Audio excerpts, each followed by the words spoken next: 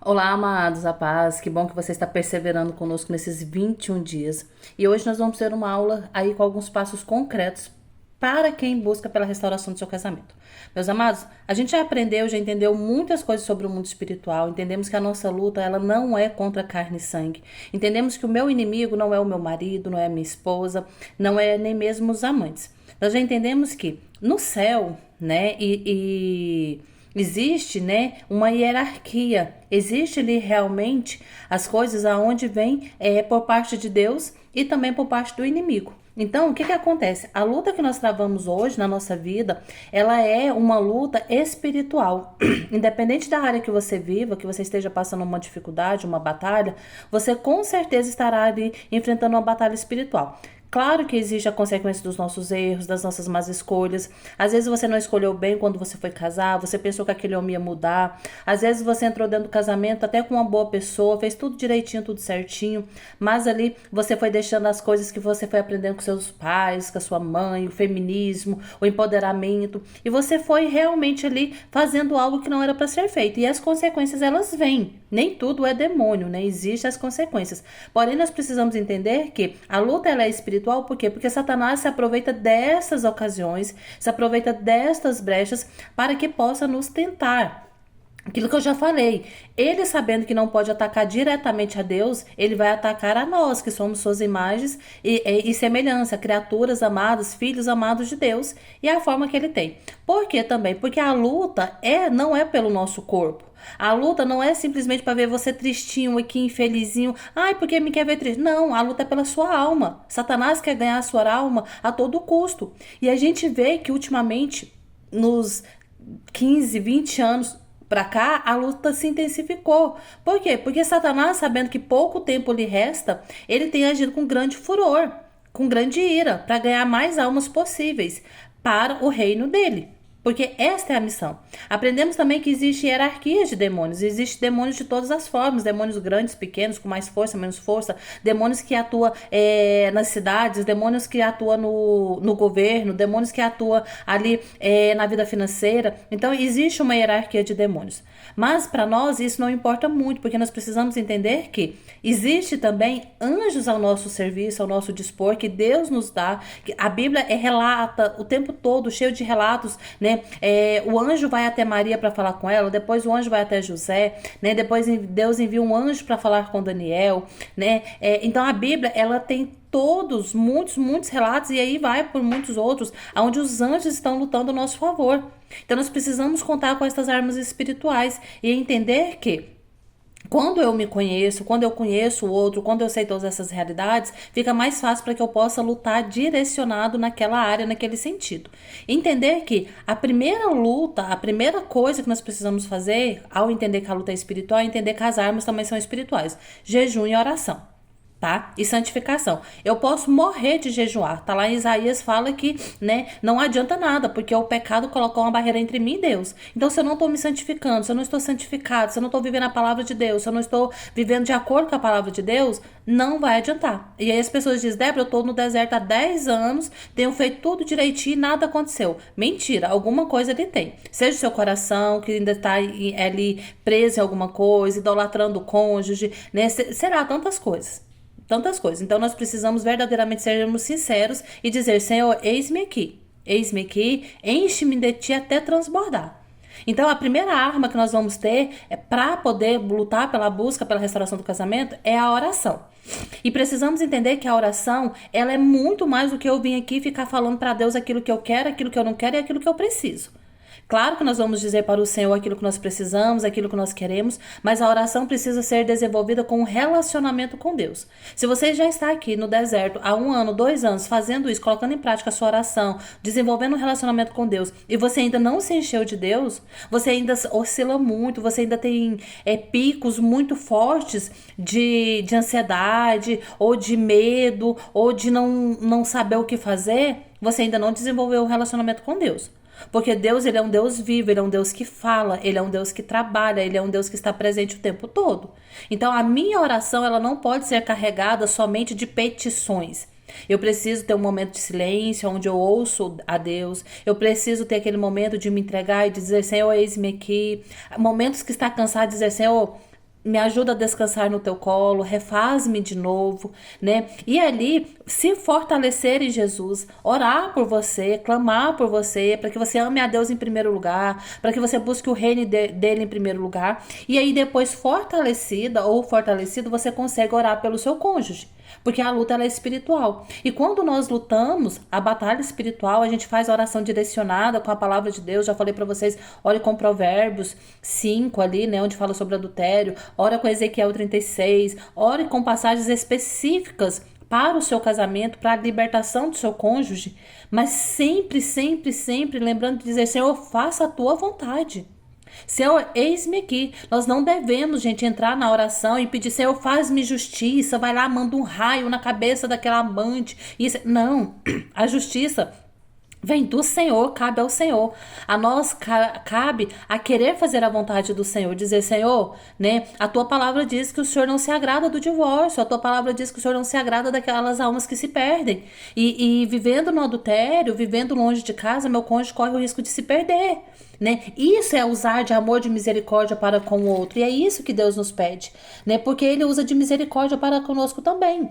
Entender que eu sou tão ou mais pecadora do que o meu cônjuge que está no adultério, mas eu tenho o pecado da mentira, do egoísmo, tantos outros, vai fazer toda a diferença na minha vida. Entender que às vezes você está fazendo da busca pela restauração do seu casamento uma idolatria. Sim, uma idolatria. Você tem colocado isso como objetivo final da sua vida. E não é. Não é. O objetivo final da nossa vida é entrar no céu. Se você está há bastante tempo no deserto, você tem orado de forma assertiva e ainda não tem conseguido aí acalmar o seu coração, e aqui eu não estou dizendo de se acomodar, não é isso, mas contentar. Senhor, é isso que o Senhor tem para mim hoje? Ao acordar, Senhor, é mais essa manhã no deserto que o Senhor tem para mim? É mais esse dia, né, com o meu cônjuge fora de casa? Louvado seja. Bendito seja o nome do Senhor. Ter a ousadia de fazer como José. José teve coragem de dizer, se vier sobre mim o bem, ou se vier sobre mim o mal, é o meu Senhor que está no controle de todas as coisas, porque Ele sabe. Quantos de nós só vamos aprender verdadeiramente a adorar o Senhor em espírito e verdade através das dificuldades, através da dor e do sofrimento. Então ter essa coragem, a primeira coisa é aceitar. Eu estou onde Deus quer que eu esteja. Deus quer que eu esteja aqui neste momento. Eu não entendo o porquê, mas eu sei que Deus tem um motivo e um porquê. E aí, bendito seja o nome do Senhor. E louvar, e glorificar, e exaltar o nome santo do Senhor. E dar passos na oração. E aí, no momento que você estabelece, por exemplo, seja de madrugada, seja 3 horas da manhã, seja 3 horas da tarde, eu não sei, que você estabelece para você fazer oração pelo seu matrimônio, pelo seu casamento, ali sim você vai declarar e profetizar. Muitos milagres não acontecem porque nós não declaramos. A palavra do Senhor ela é clara. O mundo ela foi feita todo pelo poder da palavra. Deus precisou dizer, façamos, faça-se, né? Haja luz. Precisou ele, só não ficou lá estralando os dedinhos, né? E fez, não. Ele lançou uma palavra. Ele lançou uma palavra. Então nós muitas vezes precisamos também abrir a nossa boca e declarar. E isso nós vamos fazer na hora da nossa oração, na hora da batalha pelo nosso matrimônio. Eu declaro que meu marido é um homem segundo o coração de Deus. Eu declaro que o meu esposo me ama como Cristo ama a igreja, porque a tua palavra diz que ele me ama. A tua palavra diz, dá uma ordem para os maridos, e quando Deus dá a ordem, Deus já dá a graça do amor. Sabe? Aprender a orar com a palavra de Deus, aprender a declarar. Eu declaro que o meu esposo é aquilo que a Bíblia diz que ele é. Um homem justo, um homem temente, que ele é santo. Parar de ficar olhando pro seu marido, parar de ficar murmurando, parar de ficar vendo só os defeitos, parar de ficar vendo só a miséria dele, porque nós somos tão ou mais miseráveis do que eles. Entende? Mas para que isso possa acontecer de uma forma a vermos o resultado, a primeira coisa é contentar o nosso coração com a vontade de Deus. E aí o primeiro passo é a oração. Aprender a orar de forma correta, aprender a orar de forma assertiva. Nós temos aqui o nosso e-book de oração, que auxilia as pessoas na oração com quem tem dificuldade com a palavra. Mas você também orar da forma que vem a sua mente, da forma que vem o seu coração, declarar, profetizar, tá bom? Segundo ponto, para que a gente possa alcançar a restauração, é deixar ir. Sim, muitas pessoas estão aí há muito tempo no deserto e não conseguem deixar ir. Não consegue. Débora, então o que é deixar ir? Eu não falo com meu marido, eu não mando mensagem, eu não vou atrás, tem 50 anos que a gente não se fala. Tá, deixar ir é muito mais do que não ter um contato com aquela pessoa. Deixar ir fisicamente é muito mais fácil do que deixar ir emocionalmente ou espiritualmente. Sabe aquela pessoa que qualquer coisinha que o cônjuge faz te abala? Sabe aquela pessoa que se você pensar e imaginar, ele tá lá há 2 anos feliz e a OM tá grávida, já muda o seu humor, já transforma, você oscila na fé? Isso mostra que emocionalmente e espiritualmente você não deixou ir. Você ainda é refém das atitudes daquilo que seu marido faz. Você ainda continua sendo escrava dos seus desejos, dos seus sentimentos. E a palavra de Deus diz que nós não podemos ser escravos. Outrora éramos escravos, mas hoje nós somos livres em Jesus. E se eu sou livre em Jesus, se eu tenho certeza da palavra e do amor de Deus, se eu tenho certeza que Deus é vivo e que a palavra dele é verdadeira, e ele está dizendo que ele tira o coração de pedra e coloca um coração de carne, que ele restaura, que lá em Lucas 1,37 está dizendo que não tem nada impossível para ele, por que quando você imagina, pensa, ou chega qualquer mensagem, qualquer coisa para você, você se abala, você fica cansado, você fica desanimado, você chora, você descabela, você se entristece? Isso mostra que emocionalmente e espiritualmente você não deixou ir. Quando você coloca a sua certeza, a sua confiança em Deus, você tem a certeza de que não importa o que aconteça, Deus está trabalhando no meu favor. Pessoas me mandam mensagem: Débora, mas meu marido vai viajar para a praia com a amante. Débora, mas a minha esposa marcou um casamento e vai casar que não sei o que, e aquela pessoa se desespera. Ei, aonde está a sua confiança? Se a palavra está dizendo que todas as coisas cooperam para o bem dos que amam a Deus, então até mesmo essa viagem vai contribuir para o meu bem. O seu marido pode estar lá no motel com a amante e ali as escamas dos olhos daquele homem cair, se abrir e ele falar: o que eu estou fazendo? Não importa o que aconteça. Se eu estou vivendo de acordo com a palavra de Deus, se eu estou vivendo em santidade, se eu estou abrindo a minha boca e declarando, eu estou orando, pagando um preço, Deus vai trabalhar ao meu favor. Então eu preciso deixar ir para colocar a minha esperança, a minha expectativa somente em Deus. Somente em Deus. Saber que Deus é que coordena a minha vida. E novamente eu falo como José: se vier sobre mim o bem ou se vier sobre mim o mal, é Deus quem tem o controle de todas as coisas. O meu Deus sabe o que tem que fazer para não perder a minha alma, para não perder a alma daqueles que eu amo. Só que nós não conseguimos. Quando o marido se afasta, a pessoa desespera. Quando a pessoa aproxima, a pessoa desespera. Quando fica sabendo de alguma coisa, ou o cônjuge fala alguma coisa, a pessoa fica triste, chorosa. E aí é um prato cheio para Satanás. Lembra, Satanás ele não tem poder de ler os nossos pensamentos. Mas Satanás ele é um anjo muito inteligente, inteligentíssimo. Os demônios ficam o tempo todo. E aí quando você, às vezes um levantar de sobrancelha já consegue te identificar, te ler. Nós somos humanos, somos muito transparentes. Se a minha mãe, que é mãe humana, de eu falar com ela no telefone, muitas vezes ela sabe o que aconteceu.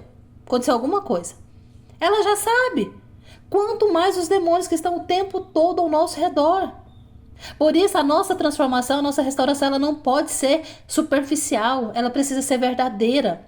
Ela precisa ser ao ponto de parecer loucura. Ao ponto de dobrar os nossos joelhos diante do Senhor e dizer: Senhor, eis-me aqui. Senhor, não importa o que aconteça. Não importa o que aconteça, não permita que eu me afaste de ti. Não retire de mim a tua presença, como Davi fez. Davi, quando pecou, quando comete o pecado e o profeta vai falar com ele, e ali a gente vê a diferença. Saul, quando o profeta vai falar, ele fica apegado ao reino, ele fica apegado aos status, ele fica apegado. Não, Davi diz: Senhor, não importa o que aconteça, só não afasta de mim a tua presença. Não retira de mim a tua face, Senhor. Porque muito mais do que as riquezas, Davi tinha aquilo que nenhum outro poderia ter. Era a presença do Senhor. E se você tivesse a ousadia, essa coragem de dizer: Senhor, já não importa mais o que aconteça. Eu tenho que passar pelo divórcio. Eu tenho que passar por isso. É isso que o Senhor tem nesse momento para mim. Senhor, só não afasta de mim a tua presença.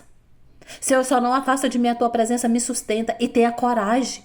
A ousadia de dizer para o Senhor: Senhor, eu quero permanecer. Enche-me de ti até transbordar, Senhor. Eis-me aqui, Senhor. Dai-me um coração semelhante ao teu. Enche-me de ti até transbordar. Tira de mim tudo aquilo que me afasta de ti. Senhor, eu ainda tenho colocado meu marido no centro, porque eu tenho tido tantas coisas e não consigo me alegrar, porque sempre a tristeza me ronda, porque eu quero, mas eu quero. Gente, quantos de nós vamos ter que ter a coragem de destronar o marido e a esposa? Pessoas que dizem que oram há não sei quanto tempo, mas as suas orações são somente voltadas para o cônjuge. São incapazes de olhar para o irmão que está precisando. É incapaz de orar pelas pessoas do mundo inteiro que precisam de restauração no casamento. São incapazes de olhar e ver que nós estamos vivendo uma guerra travada. Uma batalha acirrada. Não por casamentos, por almas. E quanto do nosso tempo a gente tem se empenhado em fazer isso? E aí a gente acha que, porque eu já estou muito convertida. Mas vai analisar suas orações. Eu quero que você faça esse exercício. Quanto do seu tempo você tem orado? E quanto do seu tempo você tem gasto pelos irmãos, por você e pelo seu cônjuge? E louvando ao Senhor. Presta atenção nas suas orações. Será que as suas orações não têm sido o tempo todo somente liberta o fulano, liberta o ciclano, traz de volta, restaura o meu casamento, salva a minha família, oh meu Deus, não sei o que, não sei o que. Peça ao Senhor, enche-me de ti até transbordar. Então, a oração, deixar ir. Terceiro passo, que eu acho que ninguém que está preso nesse mais, que todo mundo já sabe quem é, já se conhece, sabe as suas fraquezas, suas limitações, não está parado esperando uma restauração, está vivendo como quem já tem um milagre, se alegrando. Então, cuidar de você, cuidar da sua saúde, cuidar do seu trabalho. Gente, para de idolatrar o matrimônio, o casamento, o marido. Pessoas que têm vivido no deserto e têm se esquecido dos seus filhos. Não tem amado, não tem brincado, não tem cuidado dos seus filhos. Tem deixado seus filhos à mercê de uma mãe somente de corpo, um marido somente de corpo. Esquecendo que você precisa estar naquilo que você está. Você está sendo pai? Brinca com os teus filhos, gasta tempo. Olha nos olhos, ensina esse filho a rezar. Ensina esse filho a amar a Deus, a buscar a Deus. Ensina ele a ser um homem de verdade. Para que ele não venha passar pelas mesmas dores que você. Ensina suas filhas, com o teu exemplo, a escolher bem um namorado, a escolher bem como se casar, sobre julgo desigual, porque servir ao Senhor, a entregar a vida ao Senhor. Precisamos levantar uma geração de famílias santas. E você continua sendo família mesmo se o seu marido e a sua esposa não estão em casa. Você continua sendo família, você continua sendo família. E é sua missão cuidar desta família. Quando você verdadeiramente aplicar o deixar ir, quando você verdadeiramente aprender a orar e saber quem você é, e entender que somente Deus pode preencher o vazio que tem no seu coração, você já não vai mais se entristecer com essas coisas, você já não vai mais aceitar migalhas, somente para que aquela pessoa, aquele homem, aquela mulher esteja ali presente. Não. Não seja mais refém do seu cônjuge. Viva a sua vida, muda a sua história, deixa de preguiça. Vai construir algo, vai deixar um legado para os seus filhos. Quando Rebeca fica grávida de Esaú e Jacó, o Senhor diz para ela que existe 2 nações no ventre dela. O Senhor não diz que existe 2 crianças. Não, porque filhos, gravidez, quando nós geramos uma nação. Nós geramos uma geração. Então você não está lutando por um casamento, você está lutando por uma geração. E se esta sua luta, você perde a luta porque você fica aí focado em qualquer coisa, você aborta uma geração. Você faz com que uma geração seja fracassada, destruída. Depende muito mais de você do que com qualquer outra pessoa. Ensine o teu filho o caminho que ele deve andar. Ensine por que fazer boas escolhas. Não deixe seus filhos tornar-se rebeldes. Entenda. Você às vezes está onde você está porque você foi rebelde aos seus pais. Você não obedeceu aos seus pais. Não só com relação ao casamento. Você mentia, saía escondido, enganava, falava que estava num lugar, estava no outro. Você foi rebelde aos seus pais.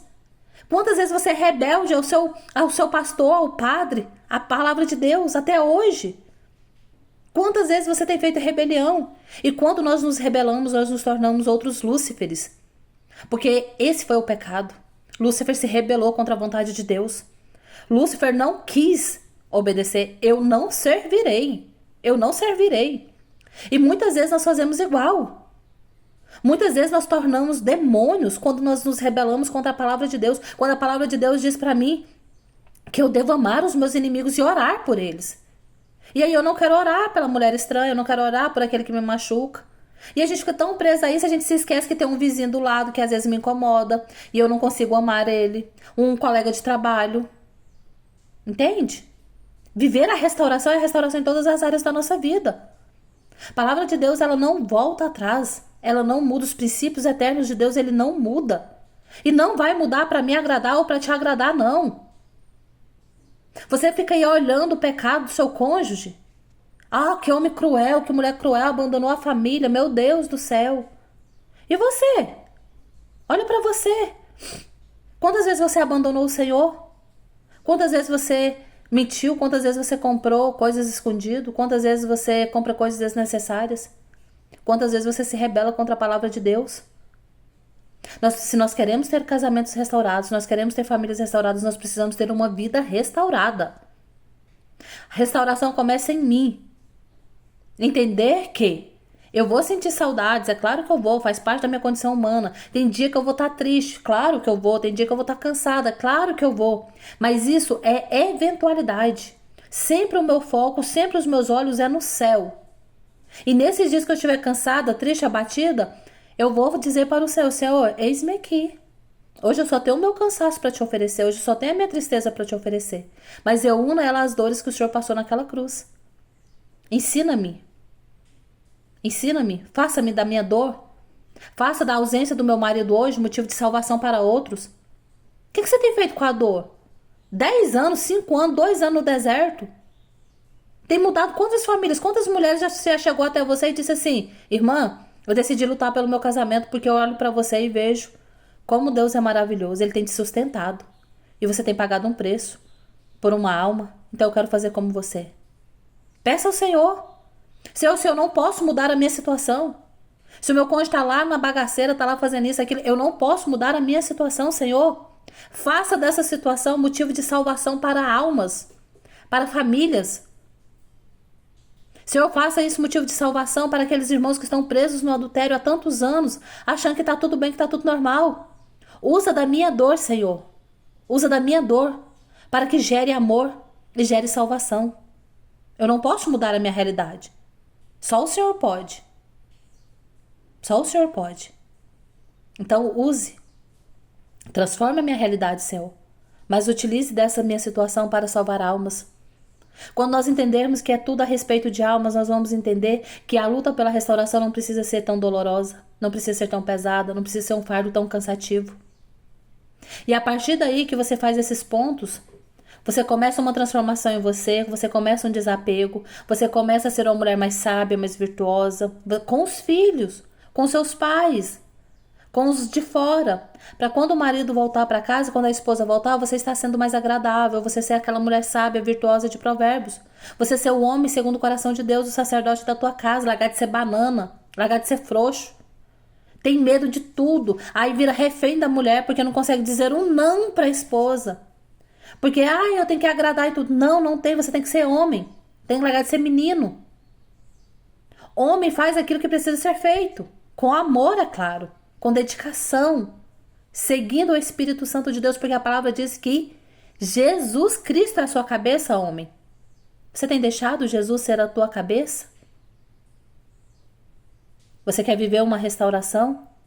Comece por você. Comece transformando a sua vida. Comece se decidindo. Você não tem vontade? Faça a si mesmo. Não é vontade, não é querer. Muda.